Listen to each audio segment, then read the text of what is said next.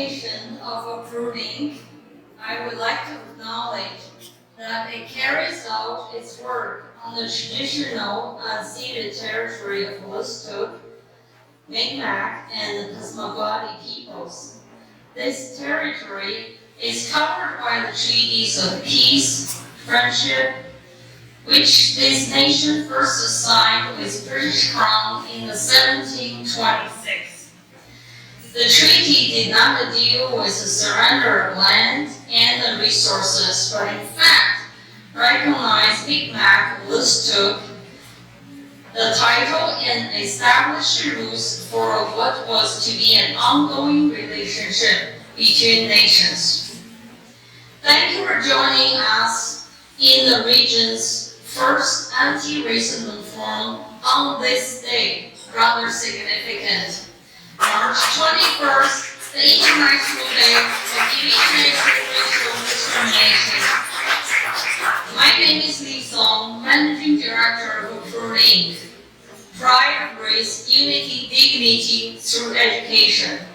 We, members of the board and the staff, pay respect to the elders, past, present, and the descendants of this land. We honor knowledge keepers and seek their guidance as we strive to develop a closer relationship with indigenous people and all cultures and citizens in New Brunswick.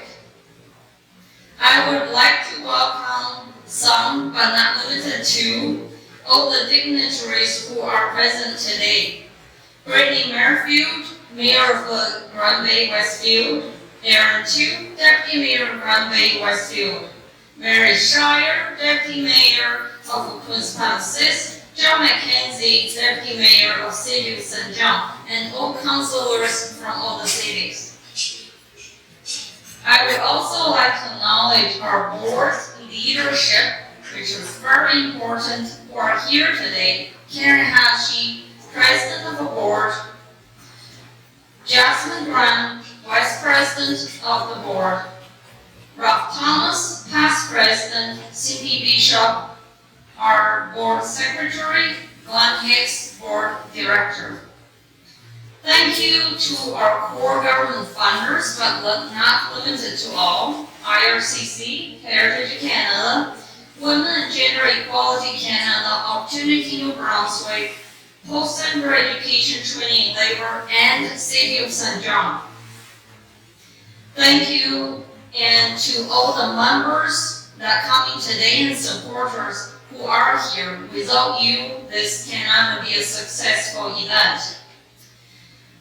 We also want to express our gratitude and appreciation to the St. John Arts Center and to these beautiful facilities that they provided.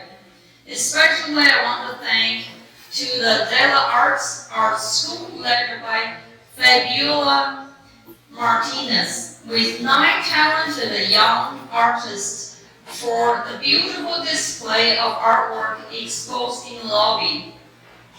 The beautiful artwork you might have noticed on the poster is called The Dream of Peace by the 14-year-old Jada Davis. I encourage you to explore more at the networking session.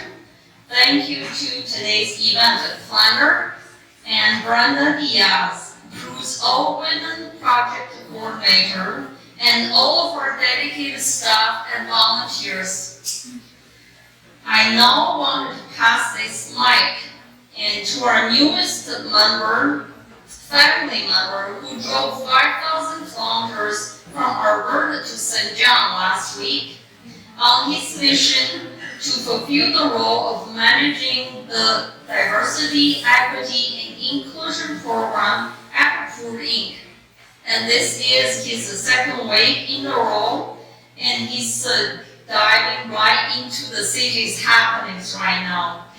He did an amazing interview on the CBC this morning with Julia Wright, and he is an official MC of this event to introduce our awesome panelists. Let's welcome Jackson Eno. It would be nice for people to see what I look like.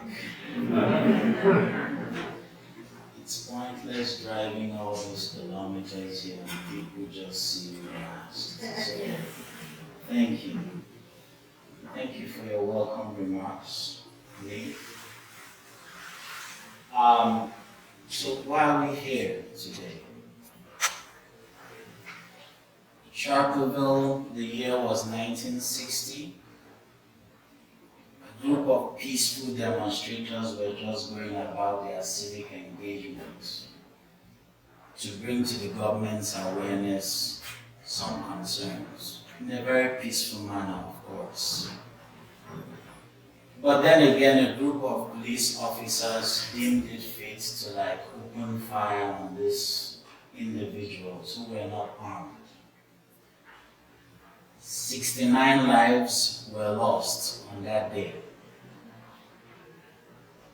And in commemoration of these lives, the United Nations set apart this day, the 21st day of March, every year, to remember these persons, and of course, to amplify the voices of individuals when it comes to our fight against racism. The International Day for the Elimination of Racial Discrimination isn't a new conversation. It isn't an individual effort. It takes all of us in the room.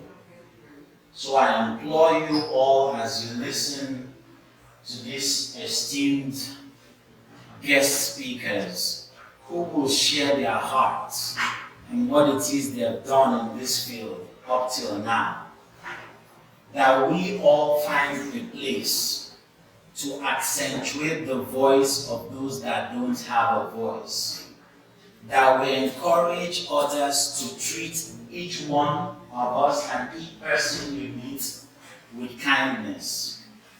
At the core of every being is the need for self-respect, for dignity, and for honor. So without further ado, thank you so much for taking the time to share your time this morning, this afternoon with us. You could have been anywhere, but you've honored us with your presence. So without saying much, I'd like to go ahead to some ground rules, some housekeeping rules. Please, in the interest of everyone, we implore you all to just put your mobile devices in silent mode. Thank you.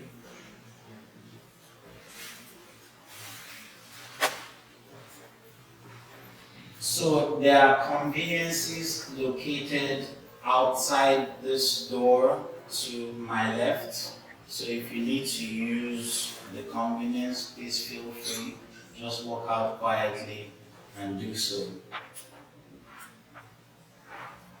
We encourage everyone to conduct themselves appropriately. Like I mentioned earlier, please let us treat one another with kindness and dignity. As a disclaimer, in the event that aspects of this conversation may trigger a traumatic response from people, because we'll be touching on very sensitive topics, possibly, we encourage you to seek support where necessary. So with that in mind, I'd like to go ahead and introduce each of our speakers for the day. Thank you so much for taking the time to be here with us today. I'd like to start by introducing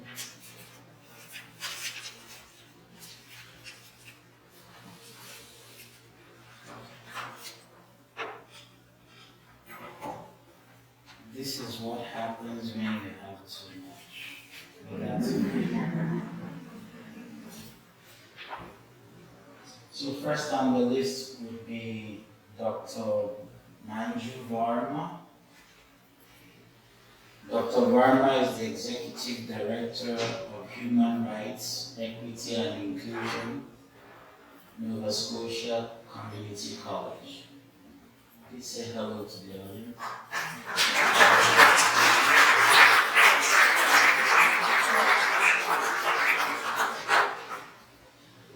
I'll provide a brief background when she's coming up.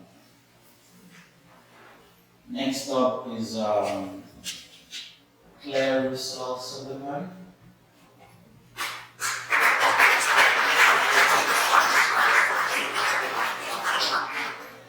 Claire is the chair of the New Brunswick Human Rights Commission.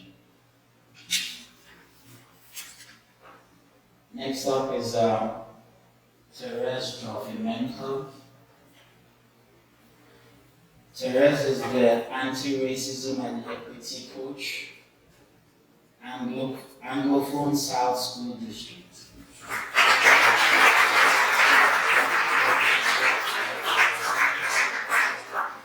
Next up is Cassandra Henry.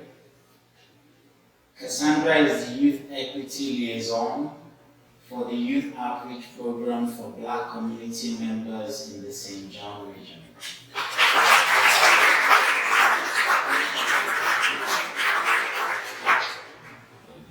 Last but not the least is Ivan Okello. Ivan is the project manager.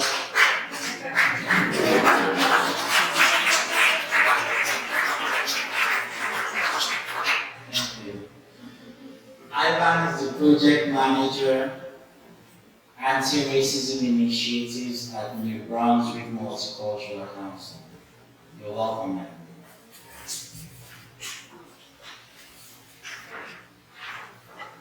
So I'll hand over the microphone to the first speaker, Dr. Manju Varma.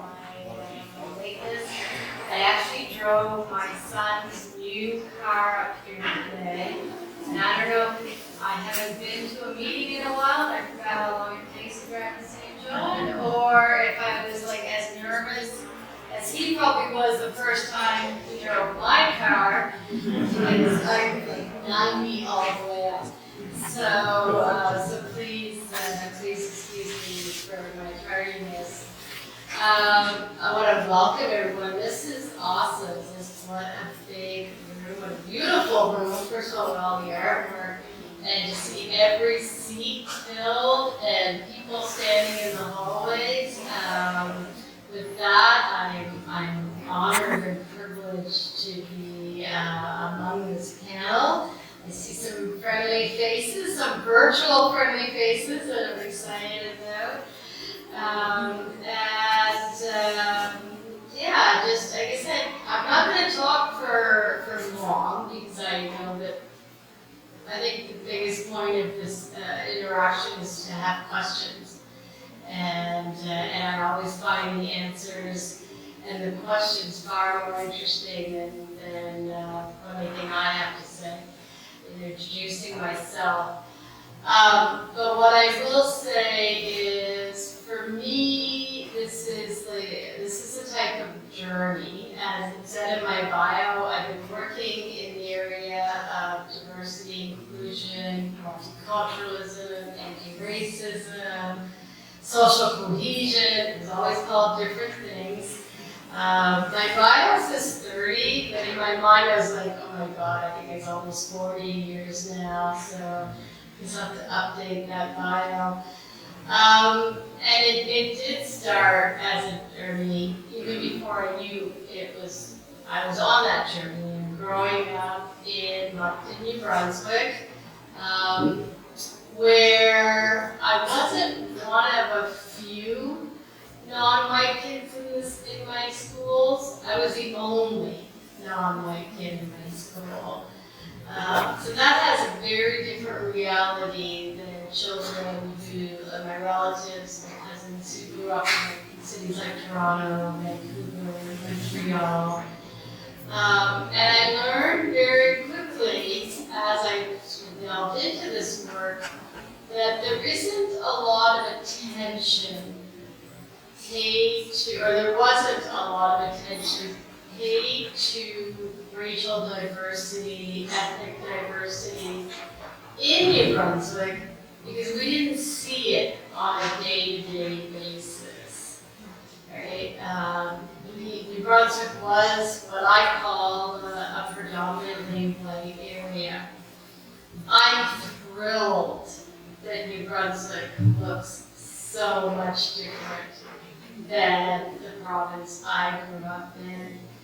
I think if there is nothing else, that in itself gives hope, because it means that we have boots on the ground, we have people who we can build relationships with, and we have a lot of learning to do. I used to say that when I used to work in this area, in the area of anti-racism, I felt like I was going to war, because everyone I had to talk to did not look like me, and they all looked the same. Now I feel like I'm rallying the troops. Now I feel like there are lots of people who want to be on this journey. You know, this is just a few, you're just a few on this journey with me. I think the most important thing with being on this journey is accountability. Is that we are, and whether it's individuals or as organizations, that we are continuously calling for accountability in our various organizations, sectors, governments, and not just the ones that automatically talk about diversity and inclusion, but the ones that we don't think about when it comes to diversity and inclusion, because it impacts everything. And for those of you who have to live that way as newcomers or as part of a marginalized community, you know that it impacts everything. So it isn't just about diversity in the workplace or having a diverse curriculum. There's a lot of other things we have to think about as well. Today is International Day for the elimination of racial discrimination. Today is also our budget day in New Brunswick. And I'm really curious to see if those two interact in any way. My recommendations were released on December 16th, so almost 4 months. And I'm a hopeful person. I'm an optimistic person, so I am really curious to see if there will be any funding, any of our budget put towards making New Brunswick a less racist province, a more progressive province, and money put towards dismantling systemic racism. So that's all I have to say today. Thank you. Just give a structure of how this will go, so we're all on the same page. Each speaker would make their presentation. Once everyone is done, we'll take questions from those that have submitted prior to the forum. And then we'll pass on the microphone to members of the audience that are present here. If that's okay with everyone. Thank you. So, next up,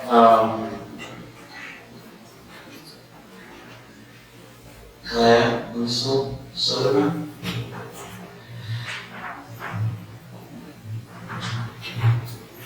Claire is a bilingual senior consultant with over 25 years of experience in all facets of human resource management. She assists and coaches executives and leaders and other key individuals through change management and other HR challenges. She has lived in all maritime provinces, Alberta, British Columbia, with broad understanding and experience in HR practices.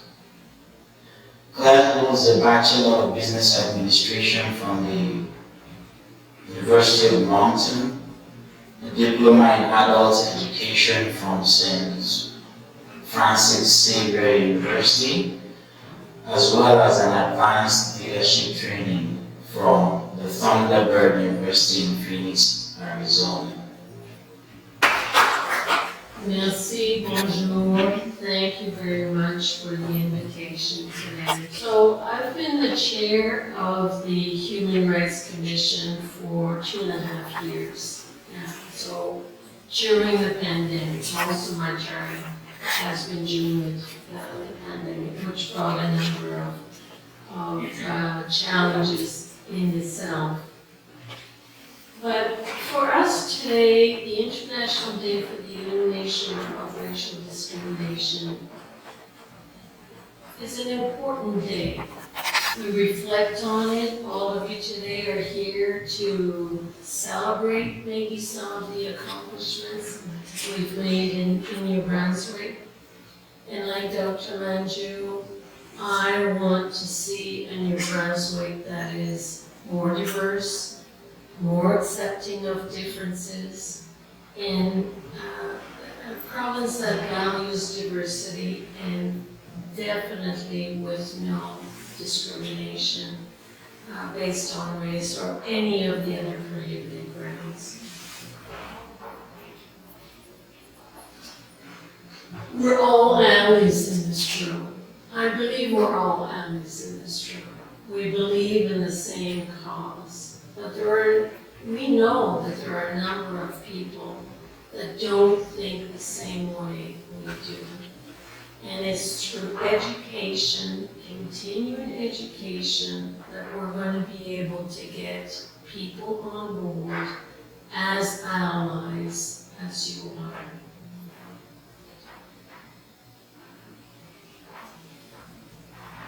Yesterday, I drove up yesterday, Dr. Manju, so I didn't have to avoid. But the reason for coming yesterday is that I attended, I went to the Black History Society, the new center that is now in Brunswick Square. And I know they changed location just in the last year or so. If you haven't seen this new center, it is worth attending. Not only to better understand history and Dr. Ralph Thomas, who's a co-founder of PRUDE, I understand. The history goes back to the 1700s, encompasses not only what happened here in St. John and in Canada, but throughout the US and the world, actually. And then the progression of the history of Black people from St. John through the years is very impressive. Definitely worth a visit. I mean, I know he's very busy. He's probably not going to want all of you to attend at the same time because he's probably managing that center with few resources. So hopefully there's more resources to assist in making that center accessible and educating people in history.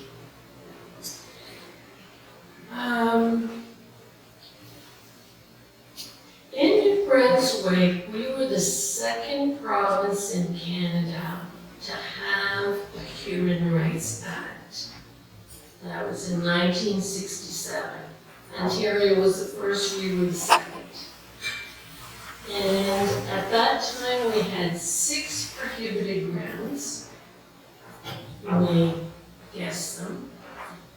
Race, color, place of origin, national origin, creed, religion. Most of those prohibited grounds relate to what we're celebrating today. Today we have 16 prohibited grounds, so we've added some over the years.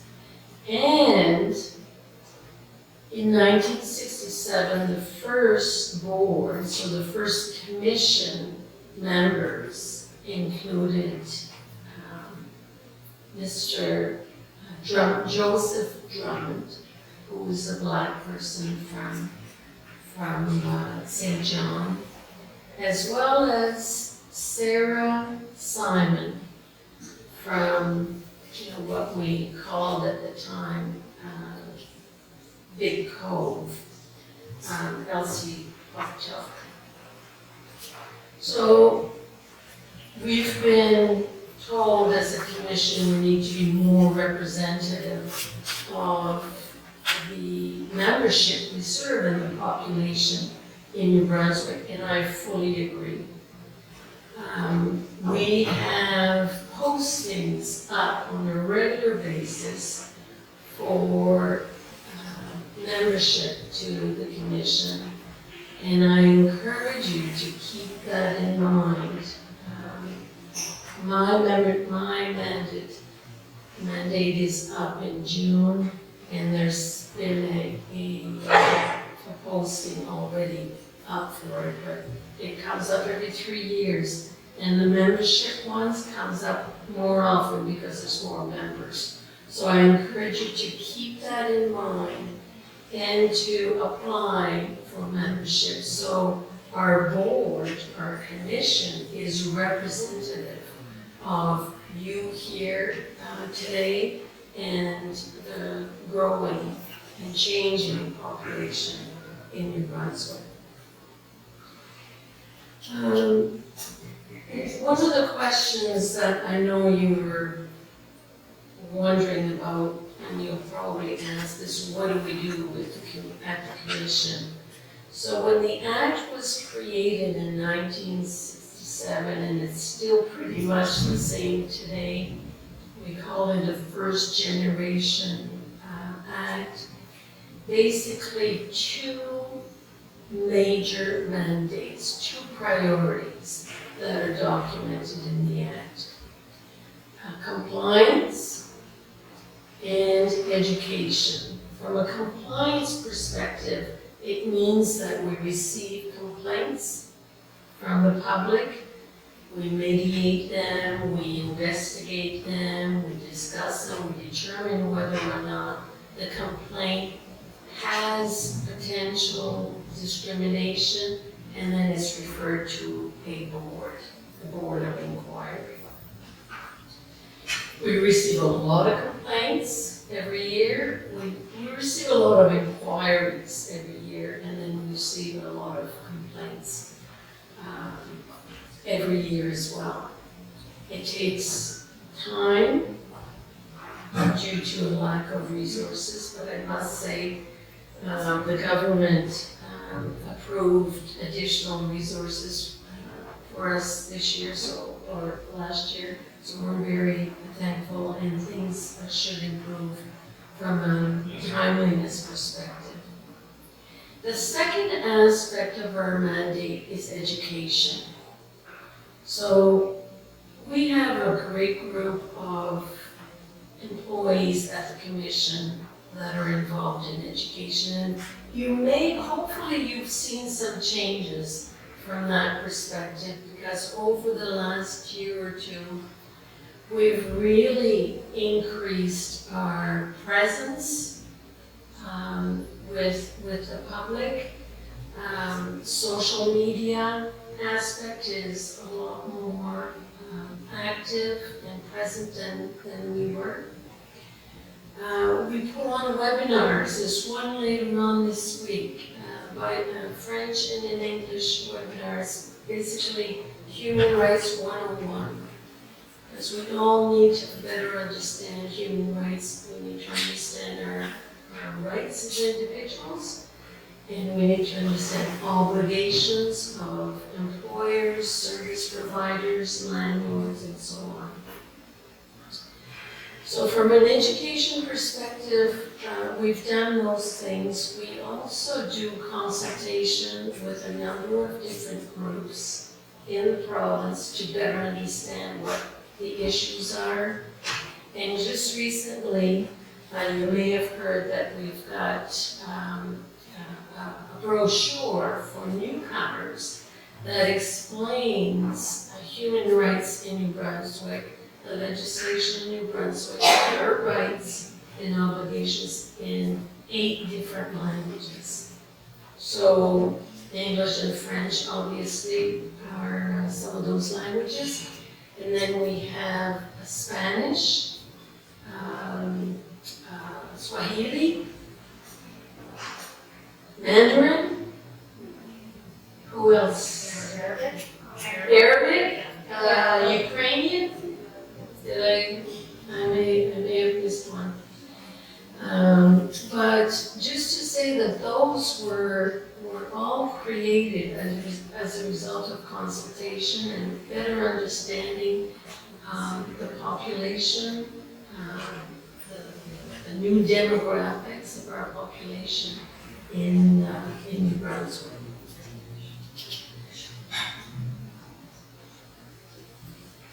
If employees from the commission were here, because they've created all of these wonderful notes for me, and I'm hardly reading them.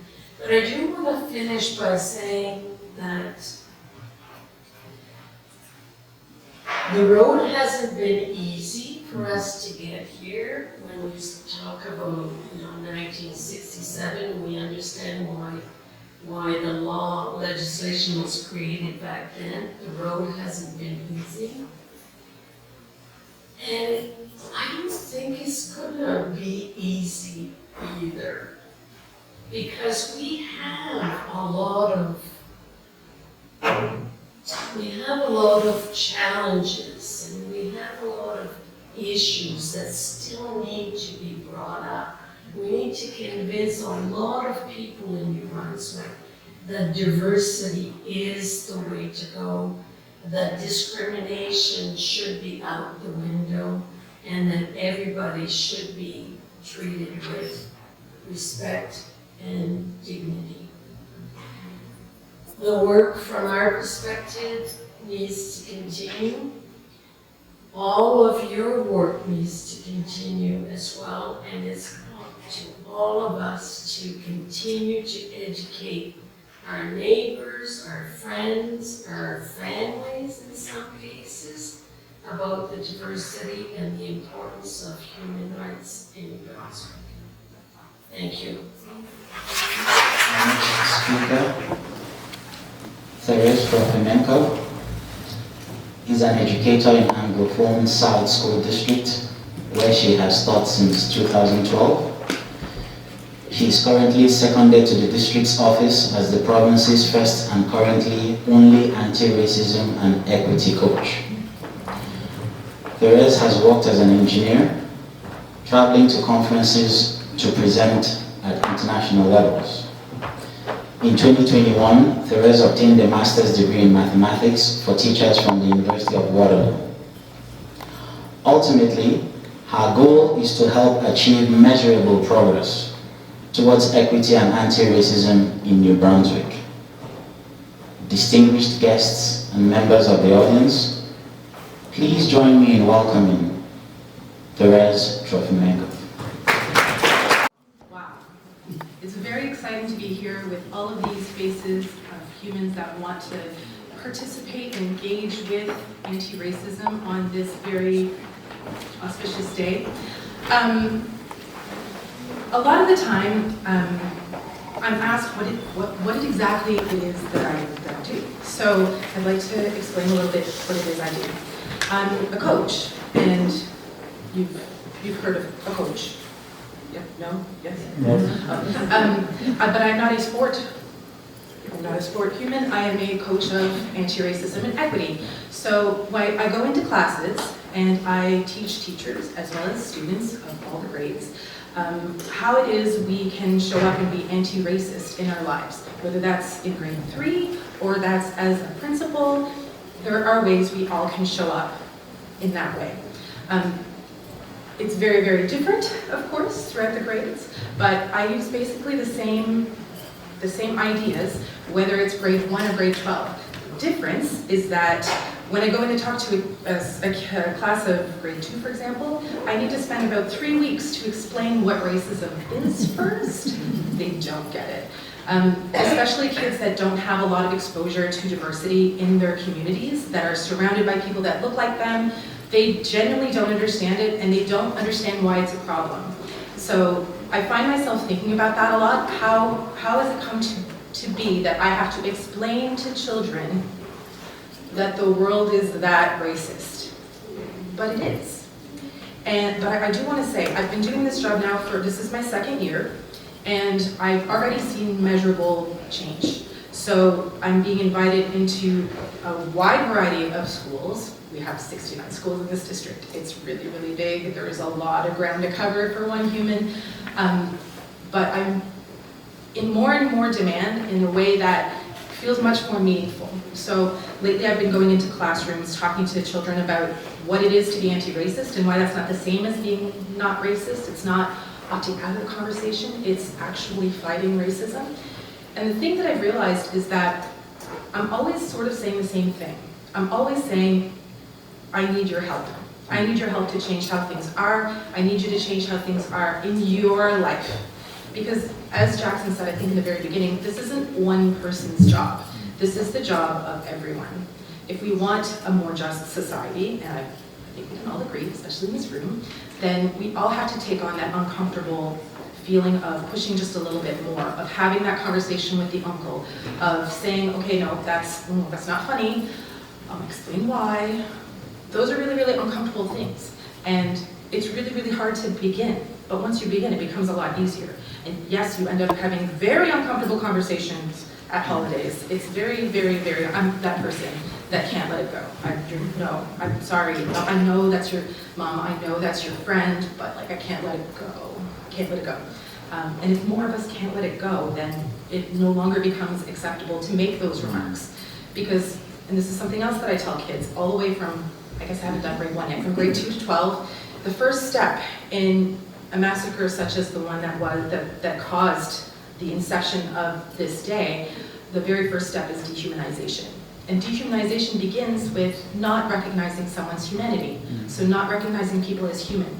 You're not human, you're an ape, you're a cockroach. These are established things that have happened, and we can study these things. And we can prevent these things at the school children level. So our jobs as adults is to engage with those conversations when the kids want to talk about it, because they do. They're not shy until like grade 11. Then they're like, I stare at you, I will write it on a page, but I will not say any words to you. No, you're a strange person. I don't really have a way to end, so I'll end now. Thank you very much. Next up is Cassandra Henry.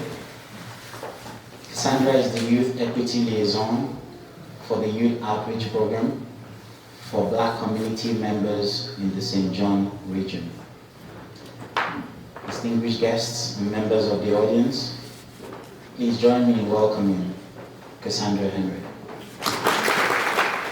Thank you, everyone.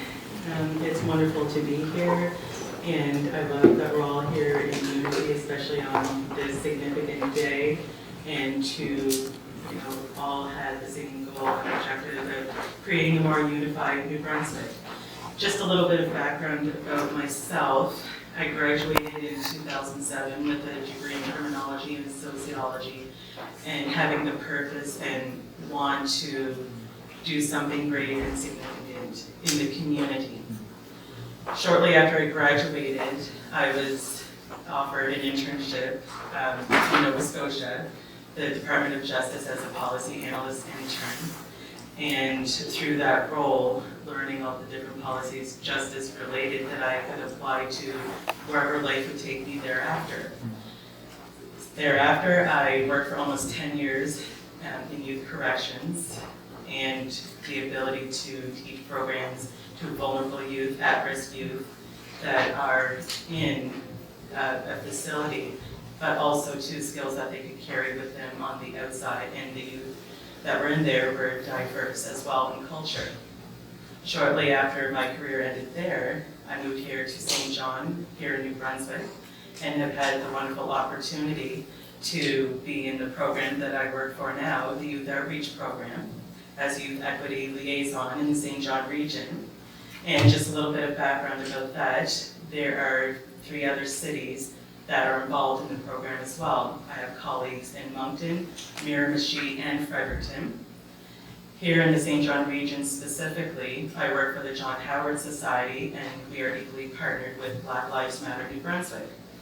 And the youth we work with are ages 12 to 24, and within various areas with community, education, personal, employment, and family, as those are all important sectors to look at to help, assist them in making them, the best that they want to be and to advocate for them. And racism is a very unfortunate thing, and to be active in anti-racism is, very strong and passionate, and to be able to have that courage and take those little steps at a time to make those great changes. And I must say that out of all of the jobs that I've had, this is the most fulfilling, and to give such growth and opportunity to youth in the outreach program, specifically Black youth, but any youth, any adults of any diverse culture. And let's make that magic happen. Thank you very much. Our final speaker for the stage is Ivan Okello. Originally from Uganda, Ivan emigrated to Canada to pursue graduate studies in Halifax, Nova Scotia. An alumnus of Dalhousie University, Ivan graduated with a Master of Arts in International Development Studies, and he set out to pursue a career in higher education as the first Black student advisor at Mount Allison University. Ivan brings extensive experience in curriculum development and training delivery on various topics, such as cross-cultural competence, equity, diversity, inclusion, gender-inclusive principles, and anti-racism. He has also served as co-chair of the President's Task Force on Diversity and Inclusion at Mount Allison, as project manager responsible for anti-racism initiatives at the New Brunswick Multicultural Council. Thank you so much for the wonderful introduction. I am tremendously honored to be a part of this event today, but also to be in the company of the panelists that are with me up here, and I'm really looking forward to learning from you. So as I've been introduced, one of the things that has taken my interest in the last 6 to 7 years was fundamentally 2 questions. I thought about the very first time that I landed in Halifax as an international student, and I was driving into the city of Halifax, and I was asking myself, where are all the Black people in the city? And I found that to be a really difficult question to answer. And I actually one time went to a professor's office who was a historian and was doing actually Black Canadian studies. And I thought to myself, the professor in Black Canadian studies must surely know what the Black people are.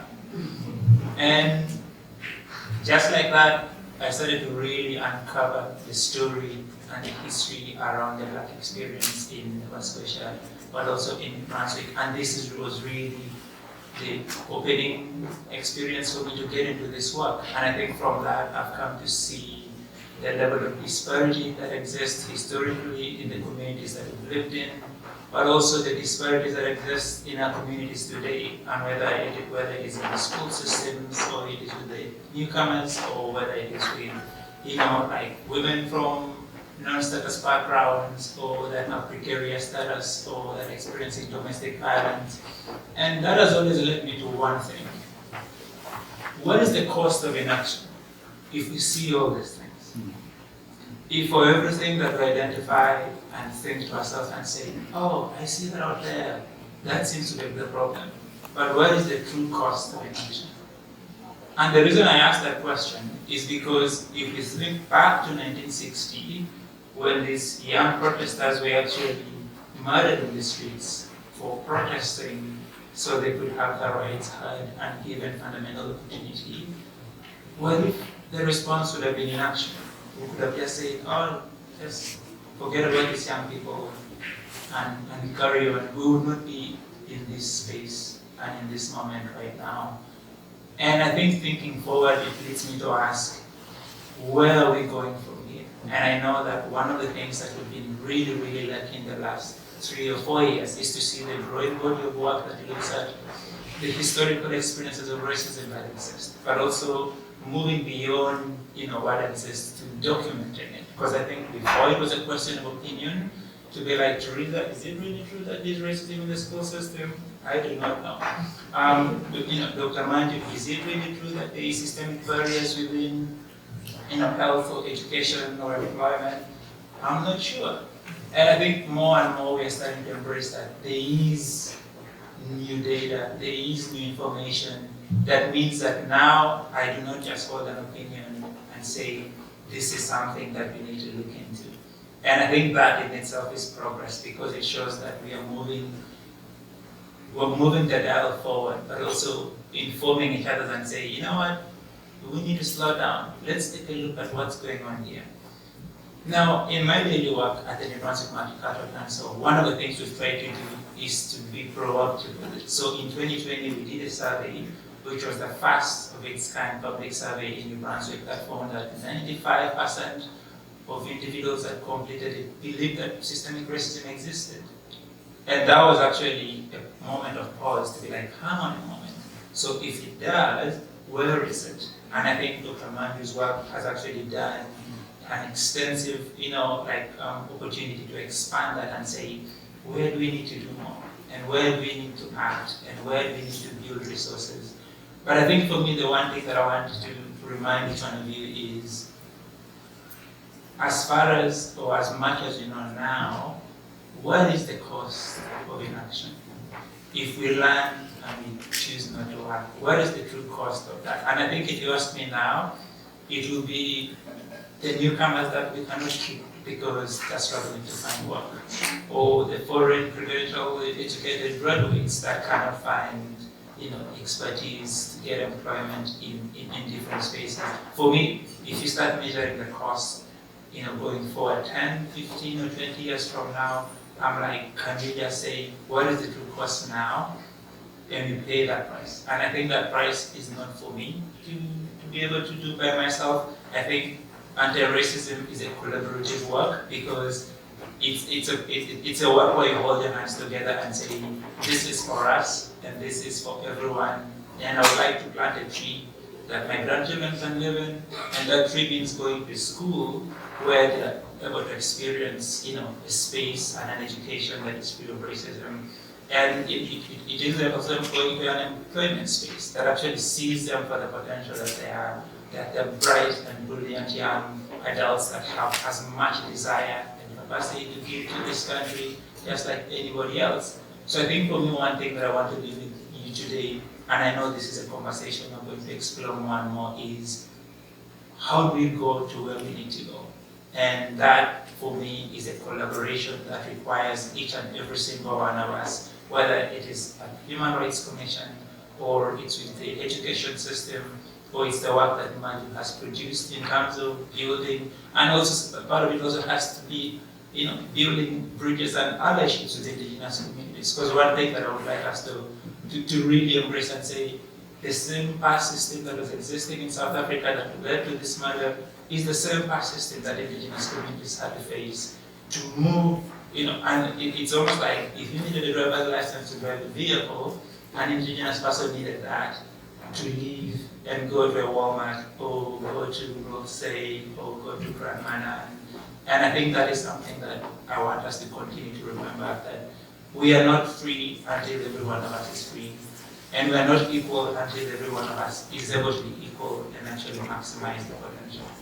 So I'll leave it at that, and I know that I went last and I'm really looking forward to this. So if you have any questions, I'm more than happy to discuss and share after that. Thank you.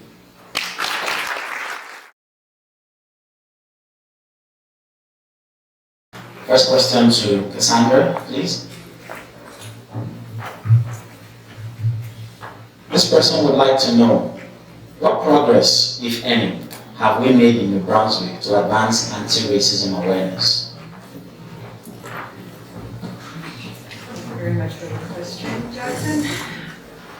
So the progress I feel that we have made with regard to advancement in anti-racism awareness. So as I mentioned previously, during my introduction or presentation with regard to the youth outreach program that I work with, and working a lot with youth in the schools, some of them whom have taken action with other peers in their school to effectively make positive changes in the school, and that carry those conversations and actions throughout their community. Also, with our partner in the youth outreach program, Black Lives Matter, the executive director, Matthew Martin, he has made many speeches throughout the city here, and I'm sure many of you have heard his name before and know of Black Lives Matter, and they do such wonderful work. Also, the greatness of the report done by Dr. Varma, and having such forums as this with such amazing networking amongst various organizations and agencies and all of us here, just to be here in this room together. A round of applause for Cassandra, please.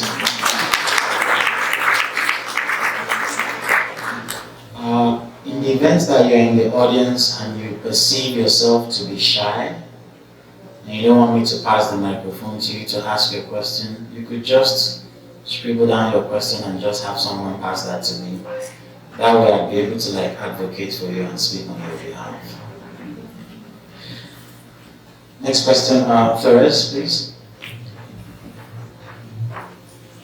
Who do you report to when you have been discriminated against in school?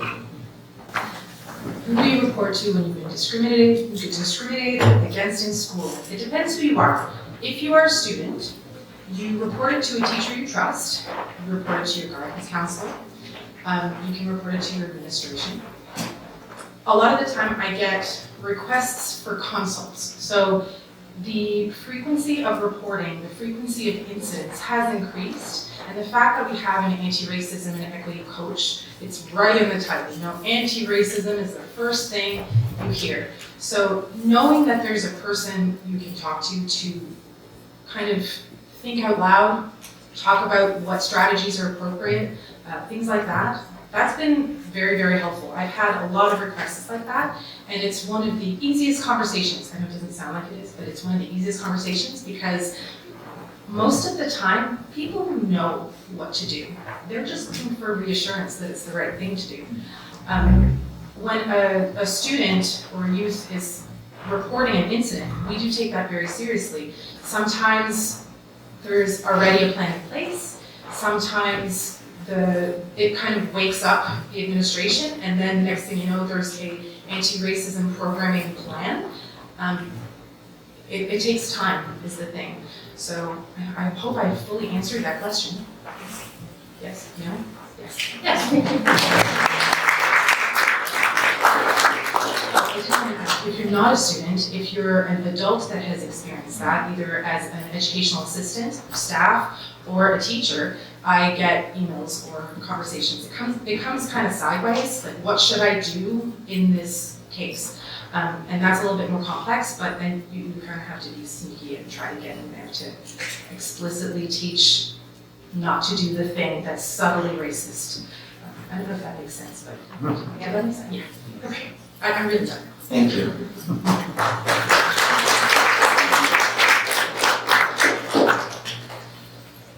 So I'm throwing this question at Claire. Okay, there was a question there, I don't know if you want to take it or not. An in-person. I have a question, please. The question you just talked about, now I'm the one that sends that question. And the answer I got is an answer when it happened to an adult. So how do you describe a situation where such is practiced among 10-year, 6 and 7-year-old kids? How do we address that? Do you mean an incident between students, like two kids? Exactly, yeah. Okay, that happens all the time. It happens a lot. I hate that it happens, but it happens a lot. What ends up happening, it depends on what grade, what age, and the level of understanding that the child has and can get. So for example, if you have a grade 1 child saying something racist, they don't know what they're doing. Like, they don't understand. They don't understand that it's also racist. It's not just, ooh, I said a swear word, it's gonna get a reaction. They don't understand the extent of what they're saying. So that becomes an introduction or a way to get that teacher's attention, and then I come in and do an intervention. So like a few explicit anti-racism lessons so that we understand that's not a thing that we do, and what do we do when, it's the same as bullying. What do we do when we see something like that? Who has the most power? It's not the bully, and it's not the person who's being bullied or who is the victim, it's the bystanders. And you don't want to be bystanders, we want to be upstanders. So that's how we talk to kids about that when they're very young. When they're older, we talk to them a little bit differently. So it's on a case-by-case basis. Does that answer your question? Yes, in a way, but I believe we can still do more than just mere talk. You want more than education to happen for this Yeah, you child? started an example of a grade 1 student, right? Yes, I understand. They might not really understand what they are getting into. But there is a pattern. That is one. But what do you say about a grade 5 or even 6 doing this? It becomes a little bit more than a brief interaction. It's not a request for attention that's the same and as innocent as when a kid tries out the F word. You know, it's not quite the same thing. So we end up beginning to explain exactly what they're doing. So that's when I go in, especially in middle school, is where I see the worst. Like, middle school is the worst, you guys, it's the worst. That's when they're cruel, really, really cruel, and don't really understand the extent to which their words affects people. So that becomes a much more important intervention that can't just involve me. It involves me, their teacher, their guidance counselor, their administration teams, and then we evaluate over time. It's not me, because I'm not the one that has a relationship with the kid, right? I have to advise, but I can't intervene, I can't interfere because, well, for 3 reasons. 1, it's not appropriate, I'm not on that administration team, I'm not at that school, and I don't have a relationship with the child or with the parents. 2, I'm just one human, I'm just one human person. That's all I am, just the one human person. I can give advice and give best practices and recognize patterns in our district, but I can't change every single individual situation. That's too much to follow me, so I can't accept that. And I don't remember the third thing. I do want to fully answer your question. If you want to talk more after, please find me, okay? A round of applause for that response.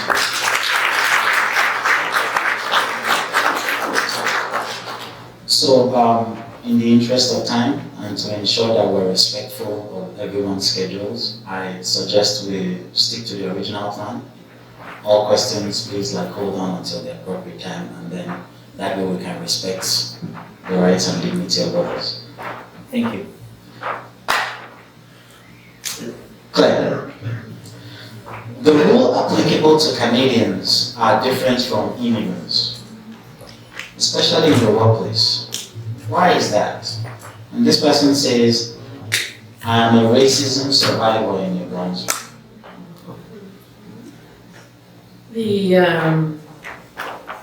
The legislation, the human rights legislation, applies to any New Brunswicker, whether they are Canadian or a newcomer to New Brunswick. So I'm not sure about the specifics of this person, but if a person, newcomer to New Brunswick or to Canada, feels that they are discriminated against from an employment perspective, I would suggest that they contact the commission. I mean, I think it's wonderful to us that you have that service available in schools and you can deal with it right away. There could be within an employer's services, someone, maybe in human resources, that can assist. But if there isn't, and the individual feels that they're being discriminated against, call the commission, talk to somebody there, and submit a complaint. Now, I do have to say that complaints to the Human Rights Commission are not managed and handled as quickly as they may be by my colleague. It's probably based on the sheer number, and the Act is very specific as to what we can and cannot do from a commission perspective. But the rules apply to everybody, should apply to everybody the same. A round of applause, please.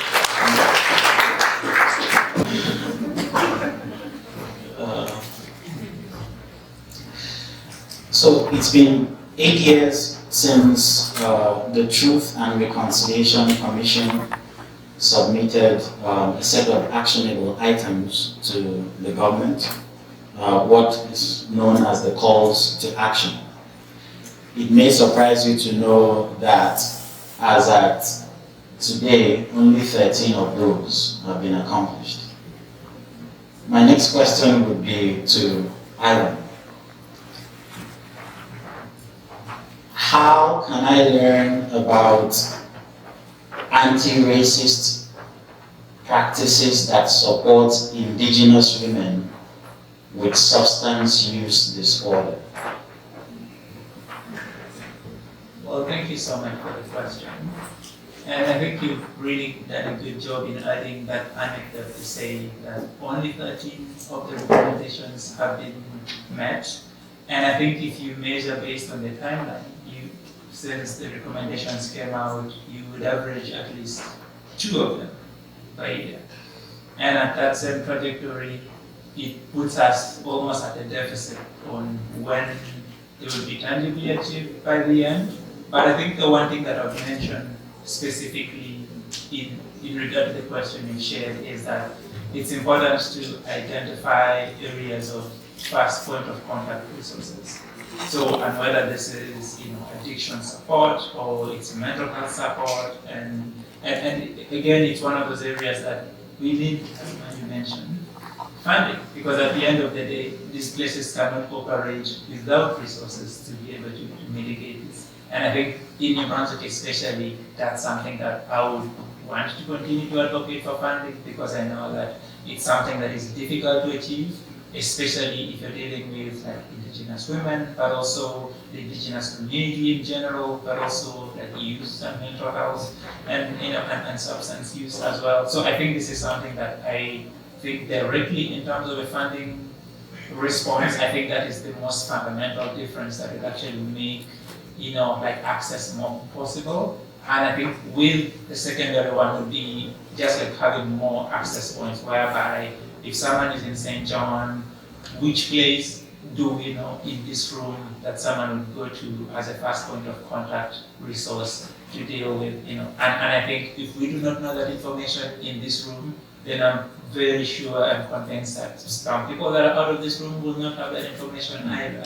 So I think it's a layered response that comes back to funding, it comes back to what Mandy mentioned about access to services, it comes to access to information, because I think for us to be anti-racist is for us to be proactive. So we cannot, stay and do what we want to see happen. And I think the first step is us actually taking that initiative. And I think the first one is to have some of that budget perhaps go to some of the areas of need, as Manju mentioned. And it's a good coincidence too that budget day and today, maybe we should reinforce the message more that maybe some of the funding should go into supporting indigenous women and accessing resources. Well said. A round of applause, please.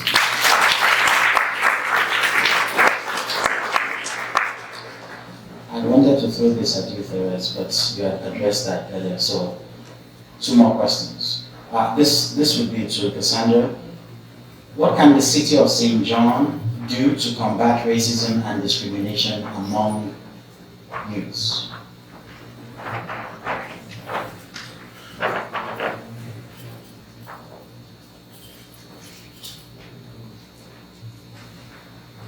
Thank you very much for your question. So what can the city of St. John do to combat the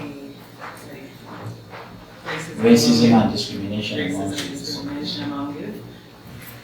So again, we have the youth outreach program, but it's also having as most of us mentioned, the resources available and having that safe space and those that you trust to talk to. And having a program for this kind specifically for Black youth. However, diversity in general for other cultures as well, to find, a network that you can go to have various, as I mentioned before, organizations, agencies, all of us here to come together as with common goals and unity to move forward, keep the talks happening and having such events as this happening. And it's wonderful when you have peer-to-peer support to be able to relate, because a lot of youth may be afraid to talk to an adult. So peer advocacy being very important, education, educate yourself and to be that influence, mentor, and change that you wish to see in St. John here in New Brunswick, in the country, in the world.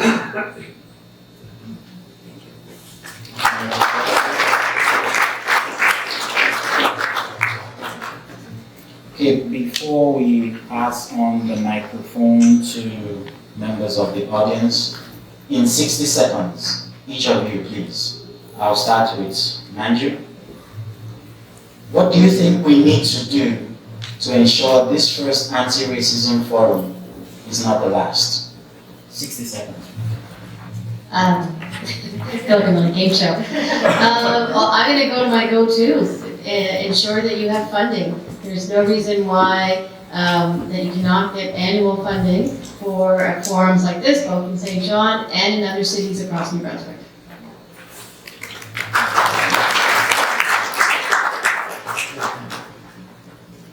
60 seconds. I would say we need to put more resources to our youth. And the reason I say that is that if we keep doing this, the 6 of us up here, you give us another 20 years and we'll probably be retired and somewhere else. And I feel like there's such a strong asset in our community that the youth are, and giving them the resources to do what they care to do. And I think this could be, whether it's a gay street alliance, or it's like inclusion budgets, or it's like creating a podcast. I think there's such a value in our youth that we need to just put resources available to them. And I think for me, a good start would be the city of St. John having a grant for youth in the school system to sort of say, here is $250 to do a project, and bang, like that really puts you to work. And I think that would be really simple and really tangible, and the impact would be in the classrooms. So that's what I would say.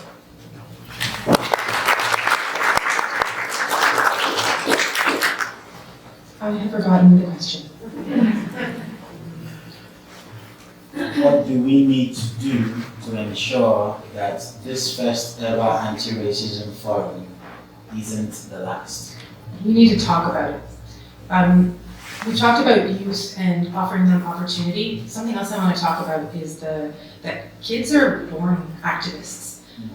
You talk to any kid who has this fire, they are just waiting for that opportunity to create that podcast, to create that mural in their school. They're very, very willing. So giving voice to those who have less power. We talked about power dynamics. The kids who are experiencing this on the ground are the ones that are going to shape the world as they grow. So that's where I would put my energies. Also talk about it.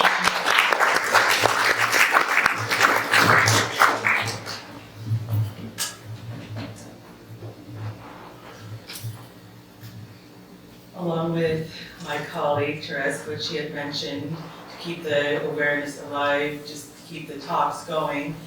And as she had mentioned in her presentation, in teaching or educating and talking to children from like as grade 2 to like adults, to be able to make those services or those talks accessible and the comprehension level reasonable, to be able to build those strategies very effectively and with the strength that it involves.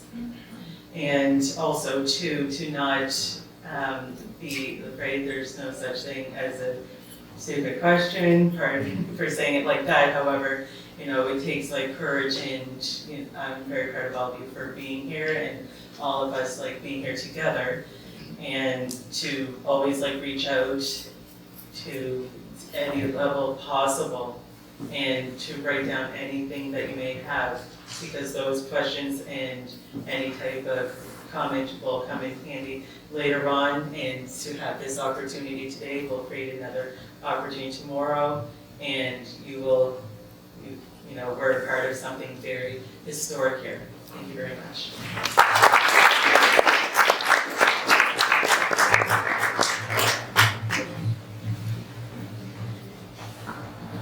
My comment was also about talking about it.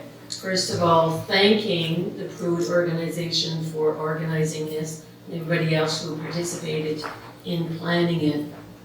Talking about it, all of us here need to talk about it with others. Sharing on social media, you know how things can get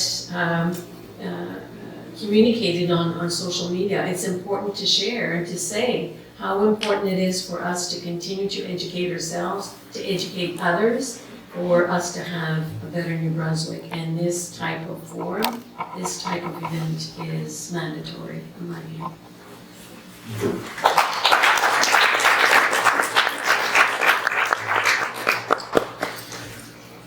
Thank you so much to all our guest speakers. Over to the members of the audience. Just raise up your hand, signify if you have a question, and then we'll have someone pass a microphone to you. Or better, do we have a microphone around? Or you could just walk up here and like. Who does have a question? So please tell us your name and ask your question. Thank you. Hello, my name is Edwin, and I'm an administrative professional student at NBCC. I'm a newcomer. I just came in January. First of all, this morning when I was coming for this event, my niece told me something. She said, wow, when I told her about the event I was coming for, and she said, why don't we have like an anti-racism club, the same way we have clubs in school? And it got me thinking that that's true actually. And I remember us saying something like that previously, that we have different form of clubs, even the ones that are not necessary, that anti-racism is an important club to have. And well, while the conversation was going on, I just figured, well, I could just mention it. And secondly, my question is, how do we handle unspoken racism? We have the ones that, okay, they say words to you, but how do you handle the ones that you could just feel that this person is being racist towards me? And also, at the workplace, why do we have to work 3 times harder to prove ourselves? You see others being lazy and not doing their jobs right. And they don't complain. But once you just miss something, then it's all over the place. We have to work even 3 times as more. We have to work like 10 times harder to prove ourselves. How do we combat this? And lastly, regarding the unspoken racism, yesterday I was walking down the road and this lady was walking her dog, and I was already smiling at the dog and all mushy. And she, about 2 other people were coming towards her. They played with the dog, and immediately I was not approaching. She mentioned the name of the dog and said, "Let's go." She doesn't want to talk to you. I was like, I have to tell her that, no, I actually want to play with the dog. But I felt the aura, I felt what she didn't say. She didn't have to say it, but I felt it. How do we handle such? What do we do? Thank you.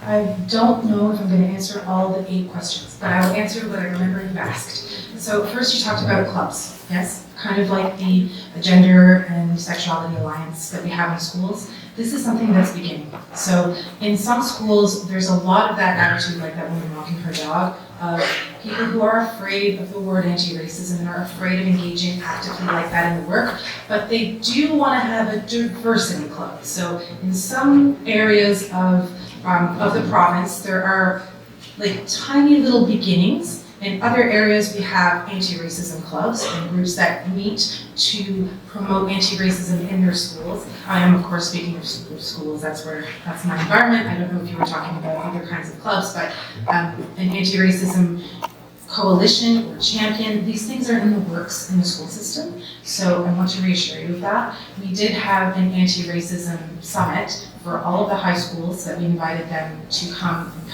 together, hear and learn, and then discuss strategies to bring these ideas back to their schools.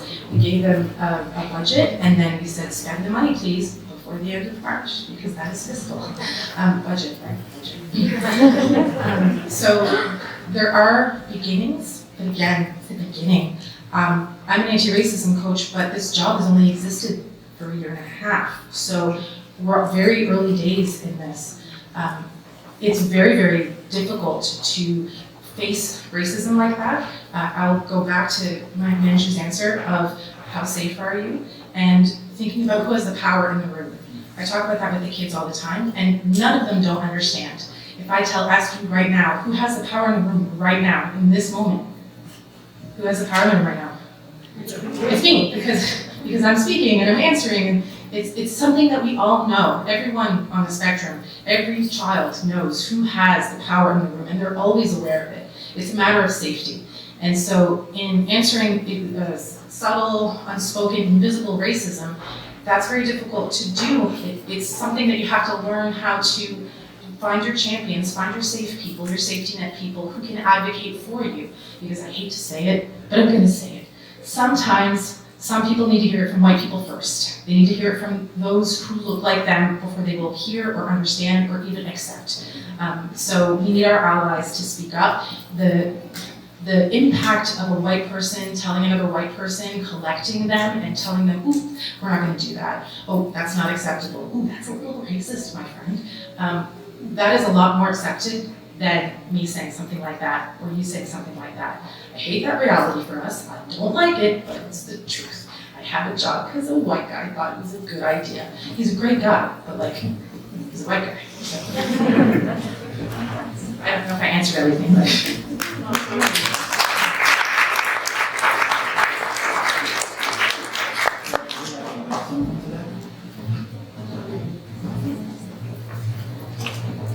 I think people's attitudes are based on long-standing values, and as we all know, values and attitudes are difficult to change. So I'm trying to think of the situation.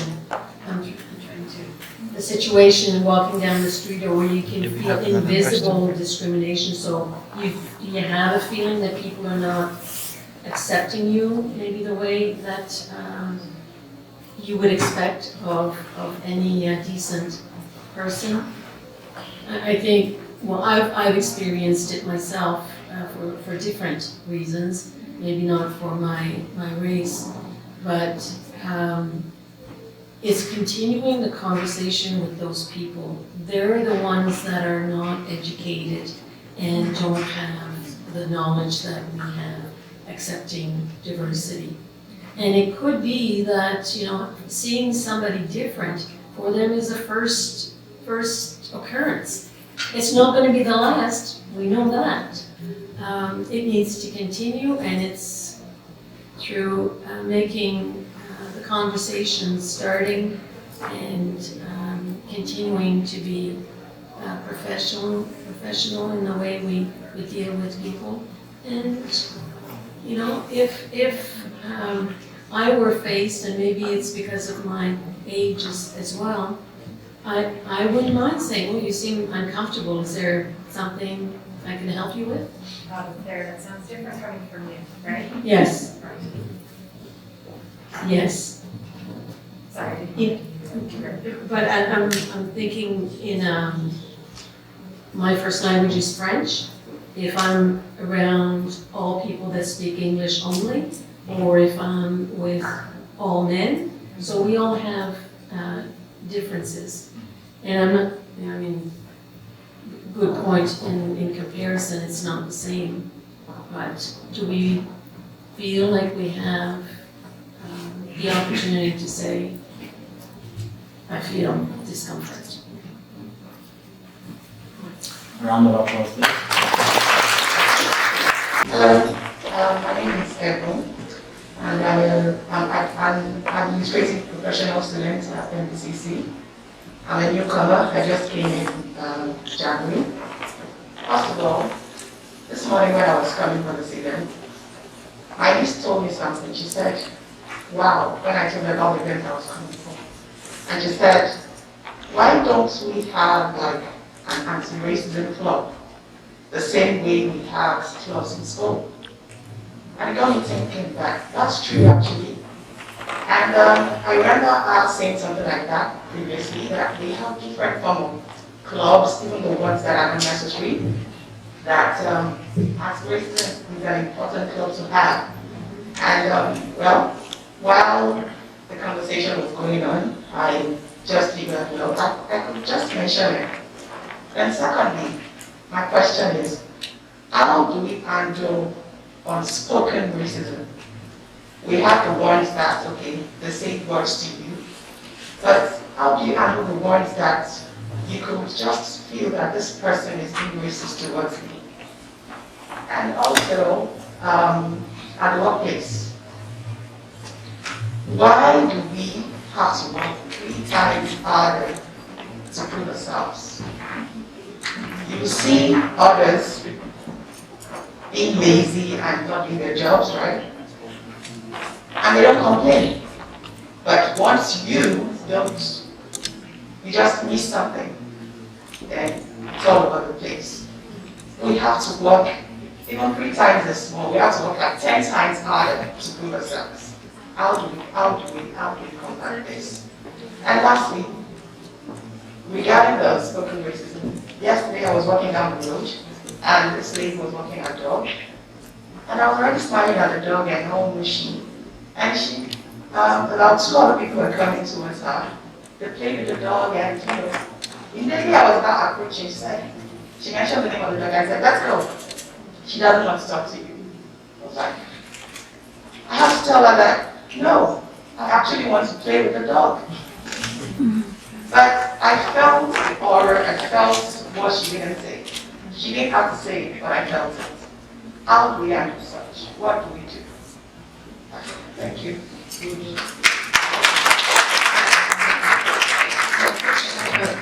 Yes, kind of like the Gender and Sexuality Alliance that we have in schools. This is something that's beginning. So in some schools, there's a lot of that attitude, like that woman walking her dog, of people who are afraid of the word anti-racism, they're afraid of engaging actively like that in the work, but they do want to have a diversity club. So in some areas of the province, there are like tiny little beginnings, In other areas, we have anti-racism clubs and groups that meet to promote anti-racism in their schools. I am, of course, speaking of schools, that's my environment. I don't know if you were talking about other kinds of clubs, but an anti-racism coalition or champion, these things are in the works in the school system. So I want to reassure you of that. We did have an anti-racism summit for all of the high schools that we invited them to come together, hear and learn, and then discuss strategies to bring these ideas back to their schools.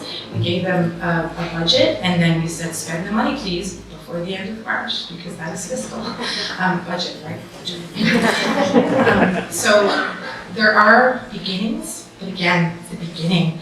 I'm an anti-racism coach, but this job has only existed for a year and a half. So we're at very early days in this.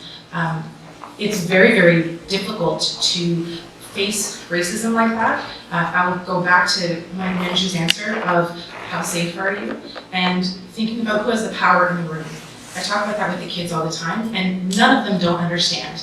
If I ask you right now, who has the power in the room right now, in this moment? Who has the power in the room right now? It's me, because I'm speaking and I'm answering, and it's something that we all know. Everyone on the spectrum, every child knows who has the power in the room, and they're always aware of it. It's a matter of safety. And so in answering subtle, unspoken, invisible racism, that's very difficult to do. It's something that you have to learn how to find your champions, find your safe people, your safety net people who can advocate for you. Because I hate to say it, but I'm gonna say it. Sometimes, some people need to hear it from white people first. They need to hear it from those who look like them before they will hear or understand or even accept.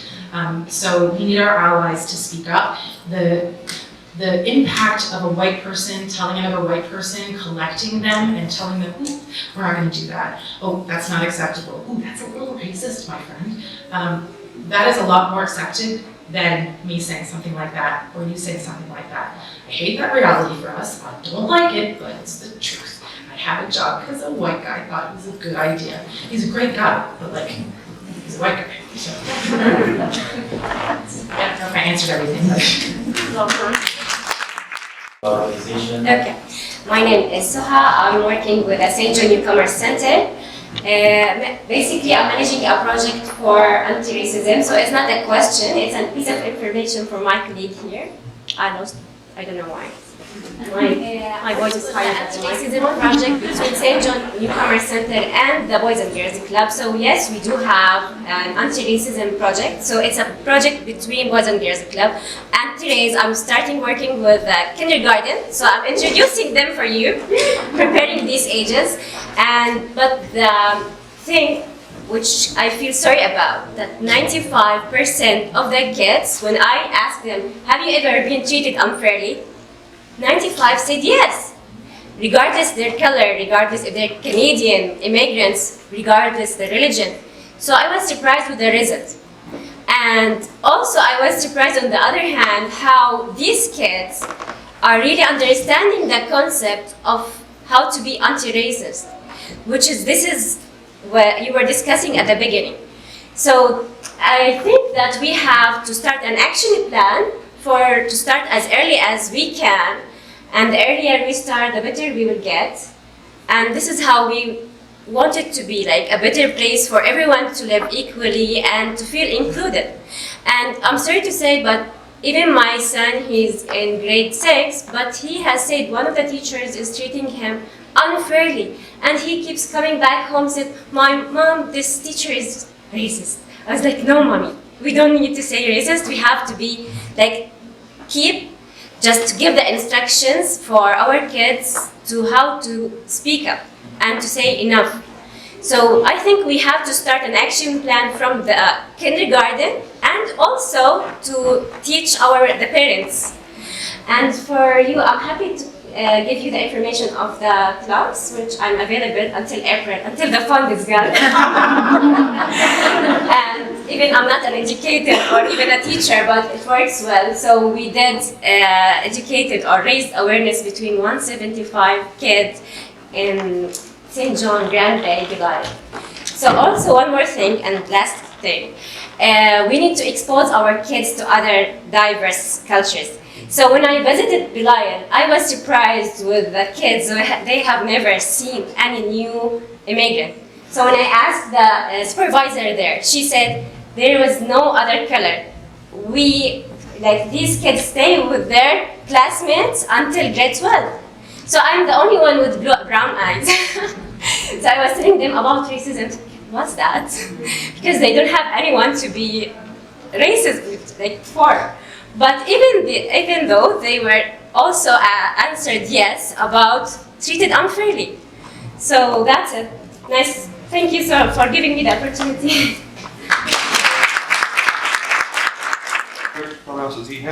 So the question that I have, with the understanding of the power of education and collaboration, especially comes towards the youth-based or organizations or projects, how can we be sure that the youth in our community get the proper education and the training, and how can we ensure that they're involved with proper sectors and organizations so they can reflect their communities and represent their communities in the city or I want to say provincial level, or maybe even the national level? And what are the resources available for them to be able to continue on their path, and not only as, let's say, aspiring leaders, but community representatives? And I have to say, that's a great question that, I think for anyone that has an interest in youth and an interest in giving them the tools to be equipped for the future, I think that's something that we should be doing. And I had this conversation early on, about potentially being able to work in organizations like the YMCA and the Boys and Girls Club, and then working in schools. And I think there's so much that goes into making young adults equipped to and prepared to be contributors in the community when they navigate those spaces. I think the challenge is consistency. And if we can get that message, from, our youth and kids when they're in the school system, that from someone's experience from going into nursery and coming out of St. Thomas or UNB, having had a similar experience navigating under racist educational practices, I think that will provide them so much awareness of their individual identity, their individual power, but also the relational power. And I think this is something that is important, because I think of the, the five of us that are here, it's like we all have a relational power whereby, like you mentioned, one person is speaking and that person also holds the power. And I think we see that in the classroom where one, student is making comments of another student coming from Syria or bringing different kind of foods, to the classroom. And I think those are things that it's really important to use education. And I think education, a consistent education, especially from a young age forward, for me is the biggest difference, because I think we can accomplish so much in that. Wisdom to the information you guys brought today. Develop a little understanding. March 21st, a massacre did happen. In terms of Earth's original people, there's also a super holy religious day. Maybe New Year's for the sun returning. So maybe going forward, March 21st, we can acknowledge that when we're talking about racism and discrimination and addressing original peoples. A little add-on for the immigrant populations, the domestic black populations, and the native populations. We could get together and form body politics in order of voting on things as collective for changes. Things like I would suggest, we don't need to take necessarily every statue down or everything out of school, but we could add specific books to school and things, and maybe as a collective working together, we could flex that power. And one more thing is there a distinction? When we're speaking of immigrant groups, most come with an embassy, a flag, and a nation. Cultures and races come with embassy, flags, and nations. The only group that does not is domestic black, or you want to call them foundational black Americans, Canadian American descendants of slaves. We are a distinct and unique group. So when black money is allotted due to the issues affecting the domestic blacks, and it goes to others, I think it could cause issues in which maybe we should address those things as well, the difference between what is a domestic black, how long you have to live here to be domestic black, but these are issues that I don't want to have tensions with my brothers and sisters with, and I think going forward we should really address to make sure the right money goes to the right population. Because if I go to Nigeria, I don't assume I'm getting Nigerian people money. But if Nigerian people come here and get black money, I'm like, I try to yell at my brother, but I'm like, isn't there newcomer money? Is it black for black and newcomer for newcomer? Something to think of going forward. Thank you to everybody.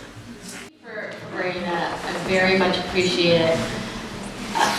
One of the things that challenged me the most when I was Commissioner on Systemic Racism last year was this issue of divide and conquer. So a couple things happened. First of all, issues around anti-racism, issues around EDI right now are really trendy. And as a result, lots of little groups are popping up, or groups that have existed for a long time but never spoke about racism, never spoke about equity, and all of a sudden it's part of their mandate. I have real issues with that. The second thing that really challenged me was when I saw groups having those conversations, but instead of having those conversations with each other, like, you know, there is money for our Indigenous people, or there's money for our, I've never heard domestic black, but I'll use that, thank you. But is that money coming from newcomers? Talking from a big system, I think that's done to us purposely. I think it's done so that we fight over meager resources, not realizing that there are much bigger resources that never come our way because of systemic racism. So what I saw and what bothered me was these conversations not happening between groups, but rather these conversations happening between a group and the media, or a group and a politician, when really we should be looking at each other. Right? That idea that all the time, I'm going to get it wrong, all the time, all boats go up at one time, something like that, that we need to be taking care of each other, because colonialism 101 is divide and conquer.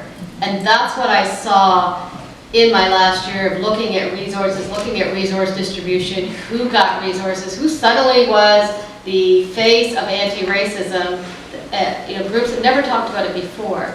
And this villainization of different groups by other groups themselves. I totally agree with you. We have collective power. We have collective economic power. We have collective voting power. And now that there's not enough people, we have collective labor power. It's a good time to get together, to put our forces together, rather than, you know, this divide and conquer mentality. Thank you. Just when they're sending out anything that could be affecting one party or another, you have to be so conscientious. And as opposed to that message coming from the district itself, it's coming from individual schools. And a lot of those messages are based upon someone's experiences, not necessarily something that's dynamic straight across the board. And that itself can cause confusion.